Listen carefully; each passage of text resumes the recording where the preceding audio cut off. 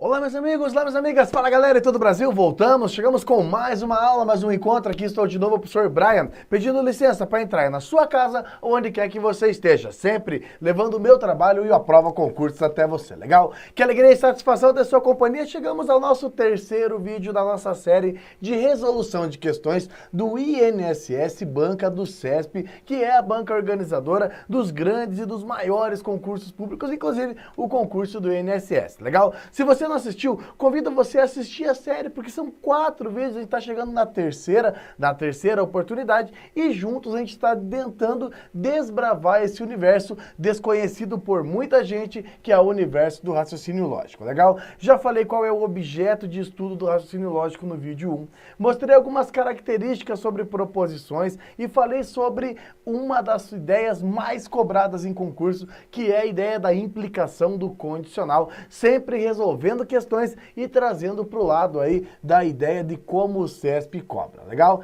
E nessa terceira aula, nessa terceira oportunidade que a gente está junto aqui, eu quero mostrar para você que o raciocínio lógico, ele é muito baseado em regras, definições e propriedades.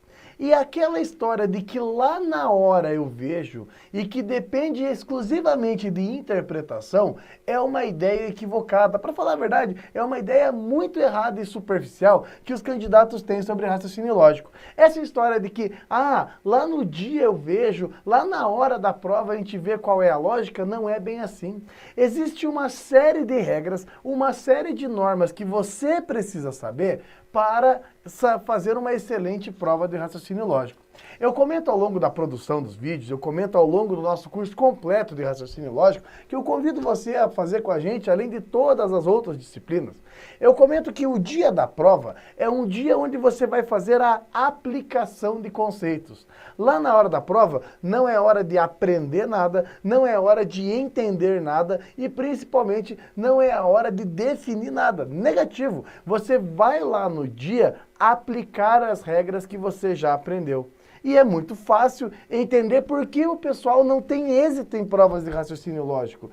Não conhece as regras, não conhece as definições, não conhece as propriedades, não vai acertar as questões. E muita gente fala, essas questões são duvidosas, cabe recurso, que não é bem assim, que a maior parte delas não tem lógica nenhuma. Exatamente aí é que mora um grande equívoco. Ok, existem questões sim que são mal formuladas às vezes. Existem questões sim que cabe algum tipo de recurso e interpretação. Mas a maior parte delas tem fundamentação teórica. Ou seja, tem propriedades, tem definições e tem textos e materiais escritos há muito tempo sobre o tema. E muita gente desconhece. Então eu separei um pedacinho, eu pincei lá um tópico e quero mostrar para você como cai. Olha, cai muito. Eu separei um tópico que cai bastante em prova do CESP. Pode ser? Vem comigo então, aqui está Instituto Nacional do Seguro Social e INSS. Convido você a entender um pouquinho mais de lógica comigo nessa terceira etapa. Olha só. Julgue o item relativo a raciocínio lógico, princípios de contagem, probabilidade, operações com conjunto. Veja. A sentença se João tem problemas cardíacos, então ele toma remédios que controlam a pressão, pode ser corretamente negada pela sentença João tem problemas cardíacos e ele não toma remédios que controlam a pressão. E aí? Tá verdadeiro ou tá falso? Repare que lá no primeiro vídeo, talvez, você não tinha nem noção alguma de como encarar uma questão de raciocínio lógico. Agora, você já conhece proposição, já conhece conectivo e sabe que as coisas são separadinhas. Por exemplo, João tem problemas cardíacos é uma proposição, que pode ser verdadeira ou falsa. Ele toma remédios que controlam a pressão é outra proposição, que também cabe ser classificada em verdadeira ou falsa. Mais do que isso, essas duas proposições estão ligadas por um conectivo que é o condicional, que é a implicação lógica. Repare, se uma, então a outra. Maravilha. O que complica a vida de muita gente é achar que talvez seja verdade ou talvez não seja. Vamos lá. Quando se fala em fazer negações, é um capítulo muito importante de um livro ou de uma jornada no raciocínio lógico. Fazer as negações é mudar o valor lógico, é deixar a frase verdadeira falsa e deixar a frase falsa verdadeira. O que muita gente faz de forma equivocada é achar no seu imaginário que para fazer a negação é só colocar o não na frase. Você fala assim, gostei da aula, não gostei da aula. Não estou feliz, estou feliz. Pronto. Cuidado. Para negar uma proposição simples, é assim mesmo. Vou deixar meu like, não vou deixar meu like. Pronto. Só que quando você pega frases mais sofisticadas, quando você pega proposições compostas, a coisa já não funciona bem assim. Para negar uma frase que tem uma proposição composta, existe uma regra. E no dia da prova, não é o dia de adivinhar a regra, é o dia de você aplicar a regra. Aí você fala, mas Brian, qual é a regra? Que regra que é essa que eu não sei? Vamos voltar na aula passada? Na aula passada, nós estudamos o que é condicional. Estudamos sobre o que é ter premissa e o que é ter tese. E eu falei, olha, toma cuidado, porque quando eu pego uma frase do tipo se uma coisa, então outra, essa frase só é falsa quando tem a premissa e não acontece a tese. Quando você era para fazer a coisa e você não fez, o resultado lógico disso é falso. Exatamente a negação. Anota comigo então, ó. Toda vez que você tem uma frase do tipo se P, então Q, e precisar negar, fazer a negação dessa frase, o jeito, a maneira, o modo de fazer isso é falando assim, era para fazer e eu não fiz. O tio, dentro do universo da lógica, é o símbolo do não. É o que representa a ideia da negativa. Quando você coloca o tiozinho, então, o tio lá do acento, ele é o não dentro do universo da lógica. Perfeito? Então, essa regra é uma das regras de negação. Estou falando, uma das regras de negação. Toda frase do tipo se P, então Q, se você precisar negá-la, se você precisar deixá-la falsa, é quando você tem um motivo e não faz. Vamos lá? Vamos escrever a negação então, Se João tem problemas cardíacos, então ele toma remédios que controlam a pressão.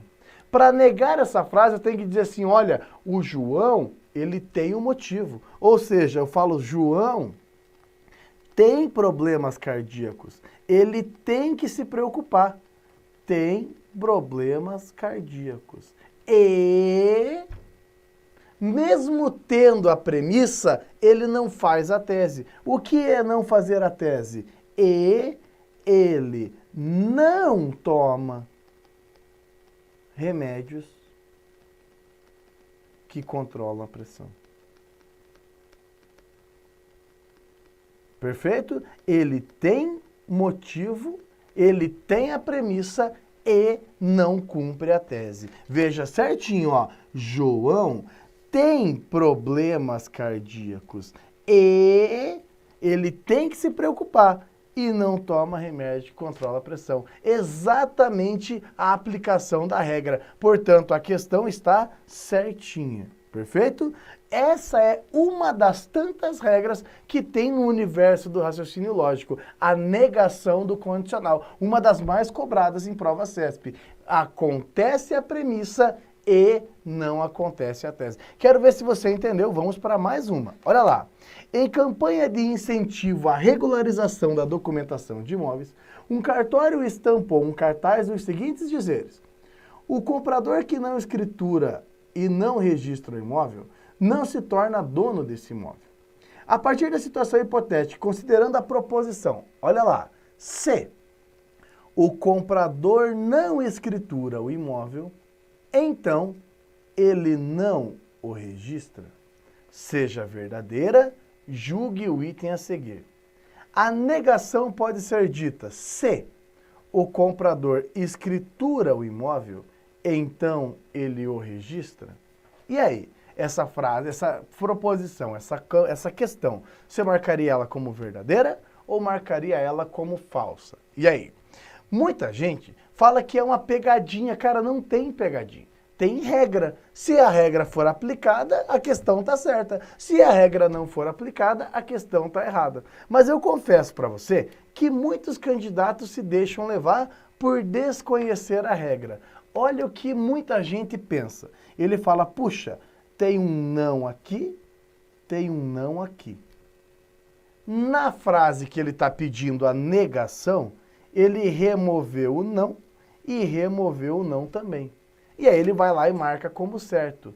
Entenda, não está certo, está errado.